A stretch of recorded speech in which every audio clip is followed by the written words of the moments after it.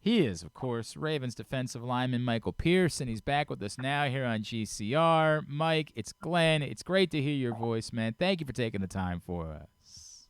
Oh no, man! It's always a pleasure to be a guest with this show, man. I appreciate the time. Dude, I saw a moment, and I meant to ask you about it last week, so I apologize, but I saw a moment in the Texans game where you were in the backfield making a play, and the joy on your face. And we've talked about how much it meant to you to come back here and then to have the season end so quickly the way that it did. And to be putting that much work, I'm sure, in the offseason to get back to this place where you can get back out on the field this year. How much has it meant to you, and how much more joy have you had given all of the trials and tribulations that you have been through to be back here this season and be part of this thing? Oh man, it means the world, man. It's kind of hard to put into words. Like I said, I've missed 2 years due to injury, back to back. Just to be able to put on those pads and go to practice, let alone be back in the bank and contributing to winning is that's all. That's a football player's dream, man. So to have the season start off the way it has, it's been great. I wrote on social media the other day after the first win. I said all the rehab, the confusion, the anger, and just the patience that it took to get myself back to this point was all worth it that Sunday. And then, we came back and got another win this past Sunday. Yeah, that one might have been even better. Definitely. So, man, I don't take it for granted not one day. And like I said, it's a blessing to be back, with the team. I went to Minnesota, but with the team and just contributing to winning and playing the game I love. Awesome. I think what you just said there is the thing that struck me most since you've been back. When you say those words, I don't take it for granted. Like, it's hard because you go back to when you were a young person. Like, you had to grind just to get into the league, right? Like, nothing was guaranteed to you when you were coming up.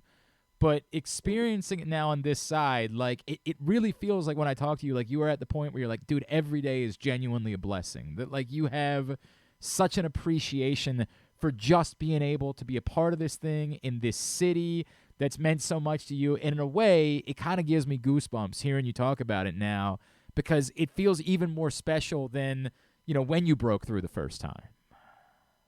Yeah, no, definitely, man. I think it was Mike Preston that asked me about the pressure, replacing Calais and all that stuff prior to the season starting. And I kind of just told him basically what you said, man. I don't honestly believe you can replace Hall of Famers. But like I said, I've been under a ton of Hall of Famers, a ton of great leaders with thugs, and played a ton of snaps around just great leaders. And for me to be considered as a leader of the room, it was just a blessing in general, especially how my career started. So, like I said, this is a special time for me. And like I said, I really do not take the day for granted. All right, before we talk about the win, because you just brought it up, I've been doing this show with Tyus, and we were joking before the season about how he's kind of become like the old guy in the room. And how, he's only 28, and yet, like, all of a sudden, he's the guy everybody else is looking to, and he's like, yo, what the hell? It's like Rashad Bateman called him Uncle Clean, and he's like, Uncle Clean? What in the world is this? Have you started to feel like that role where in the world you're a young guy, but, like, everybody in the locker room is coming to you like you're supposed to be the wise old sage that can help them in their process? Have you been dealing with that? Yeah, I kind of enjoy it, man. I think Sis put it best when he said, in football, you age in dog years. So, yeah, I am still figuring out the rest of the world, obviously. I'm 30. We'll be 31 in November. But in football years, man, I am light years ahead of, rookies and second and third year players. So, no, man, I actually enjoy it. Like I said, I've had a lot of guys come to me with different things, some things about life, and then a lot of just things about football. And like I said, I'm happy to share everything that I can with them, just to watch guys grow. Like I said, I'm sure it was pretty interesting to watch a couple guys watch me grow. Yeah. So I've had a great amount of mentors with Brandon Williams pouring into me. I had LG when he was here, obviously Terrell Suggs and Eric Weddle and those guys. So, no, I enjoy that. I enjoy that role, but I want to keep playing like I'm young. So as long as I do that, I think I'll be all right. By the way, side note, I don't think Brandon Williams has ever used Twitter, and yet on Sunday he was watching you guys and tweeting and fired up about it. And I was like, wow, that's cool, man. Like, that is really cool. Twitter account either. I So no, that's awesome. I had to text Doug. Dude, you got to like he was invested. It was really cool to see. I love Brandon too. Michael Pierce is with us here on GCR. This was like there's wins and then there's ones that really feel like they mean more. And I know you guys are already in that point where you're shifting towards Indianapolis and you got to continuously be goal driven. But I sensed in the conversations that I had with everybody last week, and I was talking to Zeitler yesterday, like this one really did mean a little bit more, right, to your group and everything, you guys have been through. And, I know how emotional it was for everybody with JK going down. How much did this one in particular mean to this team? It meant a ton, man. Just to watch how our season ended last year, knowing that they ended our season. I mean, they ended our season, I think either my third year, stopping us from going to the playoffs. So, obviously, in division game, those always mean a ton. But just the way our season ended last year, and like I said, their team has been one of the top teams in the league, not only our division, for the past few years. So to get that win meant a lot. Like I said, to do it over there, knowing that they have to come see us at home later on in the year, that was huge, man. So like I said, you don't play with your food, you just knock it out. So we got that done. And now they have to come see us, and we'll be ready for them when that happens. But no, man, that was a big win. Michael, everybody talks so much during the week about I referenced JK, but you guys, I think the word decimated would come to mind. Like there were a lot of guys that were sidelined. What does it say about this group that you guys can be going through all of this and put together such a complete performance? Right, it wasn't either side of the ball carrying the other side of the ball. Everybody stepped up. Everybody made plays. Like, what does it say about this group that you guys have together and how unique this particular group might be?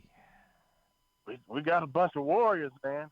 And like I said, I think Mr. DaCosta, obviously, Ozzy, and the whole scouting department, Coach Harbs, they've done a great job of just bringing a whole bunch of guys who are hungry and ready to win. So, obviously, Odell's had all the fame and all that stuff, but he's a team guy. Nelson Aguilar, I don't know if he had a catch maybe one or two the first week, but he had a huge game this week. Obviously, Zay took a whole nother step. And, defenders like AD came out and did his thing. B. Steve. All those guys that, don't necessarily get as much press as those receivers, those number one corners like Marlon and all them, they really showed up and they played a heck of a game. Obviously, Gino as well.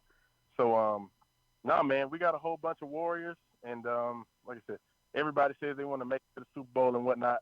I won't go that far into it, but like I said, we all hell-bent on winning, and that's the most important thing. I get what you're saying. You got to worry about Indianapolis. You got to worry about the next game, but we know you're here. We know you came back because you want to win a Super Bowl, and that was a heck of a sign on that path.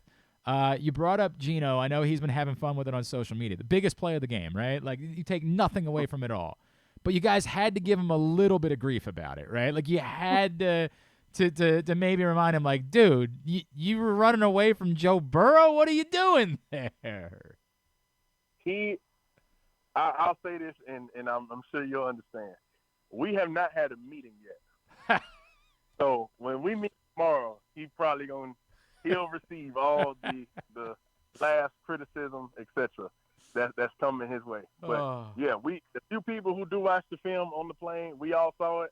I'm sure obviously social media saw it, but I'm sure Coach Harbs and everybody else will have some fun with him tomorrow. Oh, man. And look, dude, it takes nothing away from absolutely necessary play, arguably the biggest play of the game. You don't want to take anything away from it except for, bro, you had it. You had a touchdown right in front of you. Indeed. Yeah, he needs to go watch some of those Air Reed clips where he makes those plays. They end up in the end zone in the other way. So, man. No, we'll have some fun with Gino tomorrow for sure. And he's already all over social, like, bro, I should have had it. It's going to be a tough week. That's the way that it's going to go. Mike, as we talk about this team, I think one of the things you referenced, like replacing Calais, I think there was a lot made about, it's not just Calais, right? It was Calais, it was Houston, it was, Marcus Peters. And there was a lot of talk from dumb guys like me that, maybe this defense was going to take a step back this season. It was going to have to fall more on the offense this year. How important was it for you guys as a unit to step up and say, it's not about that. Like, this is still the Ravens defense that we're talking about. We still have a responsibility to live up to that standard moving forward, no matter who might be gone. Indeed. I think that just goes without saying. Like, the Ravens were the Ravens prior to Calais coming here. I was there for that part.